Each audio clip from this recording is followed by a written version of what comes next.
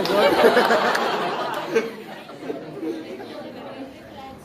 કોઈ પણ ફેકલ્ટી વિશે કહેતા પહેલા બે લાઈન બોલવા ઈચ્છીશ ગુજરાતીમાં. ઓગળો ફરીને જોયું તો શિક્ષણની માયા ઝાડ છે. ઝઘડામાં જઈને જોયું તો હિન્દુ મુસલમાન નીકળ્યા, પરંતુ એ ભારતનું ભવિષ્ય તમને છે ખબર? આપણી સાથે હંમેશા આપણો સહારો એવા ગોપાલ સર આપણી સાથ નીકળ્યા.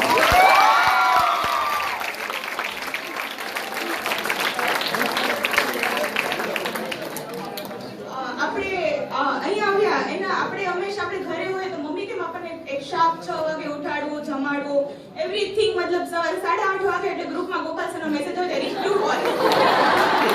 1:30 વાગે સરનો મેસેજ આવી જાય રીચ ટુ હોલ, અને સાંજે છૂટી એટલે સરનો મેસેજ આવી જાય ગુડ નાઈટ.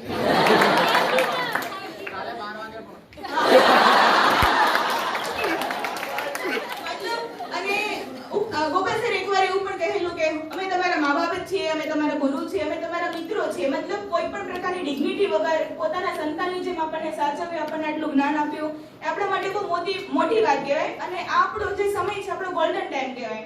આ સમય ઉપર આપણું આખું ભવિષ્ય રહેલું છે. જો આ સમય આપણને આવી ફેકલ્ટીને આવો સહારો મળી જાય તો આપણા માટે એનાથી મોટું કશું હોઈ જ ના શકે. Thank you so much. જેમ એક ટ્રી, એક ઝાડ માટે જેમ એનું મૂળ મજબૂત હોય તો જ એક ટ્રી બરાબર ઉગી શકે અને એનું ફળ મળી શકે.